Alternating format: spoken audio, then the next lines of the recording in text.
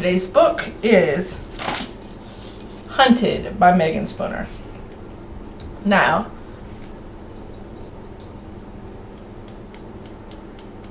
it is a retelling of Beauty and the Beast, but it is also a mashup of the Russian fairy tale Ivan, the Firebird, and the Grey Wolf. This is not your typical Beauty. Not at all. Yeva is the youngest of 3 siblings, but she is the fiercest of the 2. Her father's basically a world-renowned hunter, and he taught her everything. She is the one her father trained to hunt and track, and she's more at home in the forest with a bow and arrow than she is in the ballroom in pretty gowns. It did remind me a little bit of Feyre from A Court of Thorns and Roses, except her sisters weren't asshats. Like, they were kind to her, they didn't have any familial issues. It was just that she was the one that enjoyed the hunting. Other than that, they all worked together. I plowed through this book in like one 12-hour shift at work. Like, this book, I love it. And look at the cover. Look at it. Just look at it.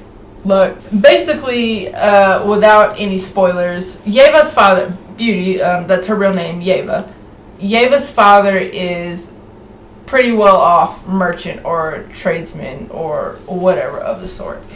He basically makes a bad decision and the family loses their fortune and they're forced to move back to their old hunting lodge in the woods. Beauty, of course, doesn't have a problem with this, but her dad seems to just get out of there and freak the hell out. He just completely unravels, loses his mind. He keeps talking about this beast that has been in the woods for decades, and he's seen him, and he's gonna find him now. He's gonna catch this beast, and he just lets this want for this hunt drive him insane. He goes missing in the woods, and as per canon, Beauty ends up chasing after him to go and save his life. Beauty finds herself in the Beast's castle, and this is where that was the only real close similarity to the classic tale of Beauty and the Beast.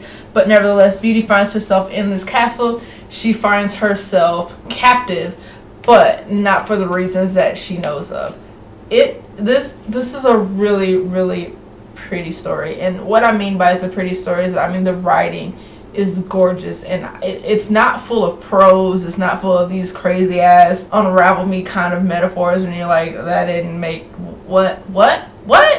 No, this is just like, for example, so the rest of the book is pretty classic looking, looks like this, but at the end of every chapter or so there's this little bit of the Beast's perspective, and as you can tell, it looks like the forest, and it's written in this pretty cursive writing, and it's just the way that he talks. It's very eloquent, it's very beautiful, but it's not full of like this crazy random prose. It's not at all hard to understand. For example, she has a fire to her that we have not seen, have not felt in a long time. That fire wants to consume us makes no difference. That passion will make her stronger, faster, more useful to us. That is all that matters. Fire cannot hurt us. And yet, when we light her lantern, there is a moment as we watch the wick flare in the darkness, a moment in which I want to touch the flame, just to see if I can still be burned. It's so pretty! And then so as the tale, I don't want to give too much of this book away. It's hard to do a synopsis without spoiling it. At some point, the Beast starts to give in to his more baser side, his more beastly side as opposed to his human side. And as we see that happening, and if this shows up bad, I'll put pictures up, but you start to see like blood splatter on his pages that have the forest background when we do his. And it's a good indication of how much he's giving in, because the more and more he lets go, the more blood splatter there is with his passages. And then later on, at some point, when he just like completely lets go for a while, there's no passage at all. It's just the forest and blood. It's just, oh god, you gotta read this book. Like, it's crazy. I was an idiot and I didn't catch on to the Russian fairy tale part of it until the very end. But if you pay attention to details and you kind of pick up what aspect of it comes from Ivan the Firebird and the Grey Wolf, then a lot more stuff makes sense quicker. I didn't bother to look it up, or it didn't occur to me that some shit was relevant until the end. I cannot gush about it enough. So like the world building in this book, pretty consistent. It's got that kind of non-specific timeline that a lot of fairy tales do, where there are royalty and baronesses and ladies in waiting, but there's no like date for you to know what actual timeline it is. We basically are learning as Yeva is learning. Like if she doesn't know what she's saying, we don't know what's going on either. But there's this whole like pierce the veil kind of thing that happens as she, you know, immerses herself more and more in the beast's world. And the characterization. So the beast, I will have to say, this is the first Beauty and the Beast retelling that I've read where I get a really good look or a good understanding of the Beast as a character. Not just the Beast through Beauty's eyes or Yeva's eyes, but from his point of view and perspective. We learn, you know, why he's doing these things, why he's reacting this way, what, you know, possibly is really going on. He still doesn't spell it out to keep up with a little bit of the interest in the mystery, but I do like the fact that we get a kind of a view into his psyche for a change. We don't just go with whatever fucking assumption the heroine has, but we get to see, you know, why he's doing these things, why he's leading her to believe certain things, why he's, you know, this way to her one day and this way to her another day.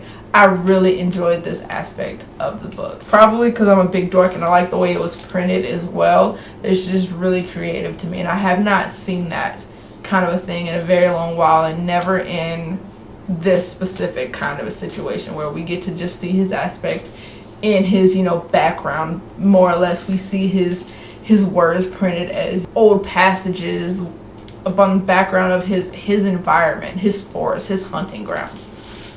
So I could be being a trifle dorky, but that's just what I like. As far as like secondary characters, background characters, we see a little of the sisters, but not too many, not too much. They aren't really interesting to me. They weren't bad characters, but I just didn't really care about them either. Like if I never found out what happened to them after, I'm like, oh, okay, I'm okay with that. So overall, I gave it 5 out of 5 stars. I just, this was an amazing book. I will definitely be rereading this. This is definitely shooting up the list as one of my favorite retellings. There was very little, if anything, wrong with this book. And then, you know me, if you've watched my Cinder review, you've seen how much I love books that introduce other cultures into it. We don't just get the same, you know, American or whatever it was, Beauty and the Beast French. We don't get the same American or French retelling of Beauty and the Beast. This one has taken it. It is in Russia somewhere. Like the names are Russian. The just everything about it. I love books that do that. Take another culture and just own voice it. I'm sure Megan Spooner, I don't think she's Russian, but what you know what I mean. Just that I can rant about that for quite a while. That is something that makes an amazing book to me. Don't regurgitate the same thing back at me. Twist it up a little bit, make it different. And this book did a very, very good job of doing that with a tale that most people really don't want mess with. I would say it stuck more true to the Beauty and the Beast theme in a lot of aspects than A Court of Thorns and Roses did, but it was a lot more interesting than A Court of Thorns and Roses. I liked it well enough, but really Mist and Fury was my favorite. But this one is right up there with Mist and Fury. Unfortunately, it is a standalone, but do not let that stop you from checking it out. You will not regret it. If you love retellings, this one is one to go for. If you like this video, like, comment, subscribe, please. If you have read this book or want to read this book, have questions non-spoilery about this book, comment down below. You know, I always answer my comments. It might be late at night because I work night shift, but usually within like 24 hours, I will answer those comments because I love interacting with people who I cannot believe just have watched my videos. You can find me on Twitter at OffbeatLauren. You can find me on Goodreads, goodreads.com/offbeatbookdigest, and you can find me on Instagram at offbeatlauren. So find me on the interwebs, send me messages, send me friend requests, subscribe, follow, all that fun stuff. Check this book out. Thanks for watching, guys. Bye.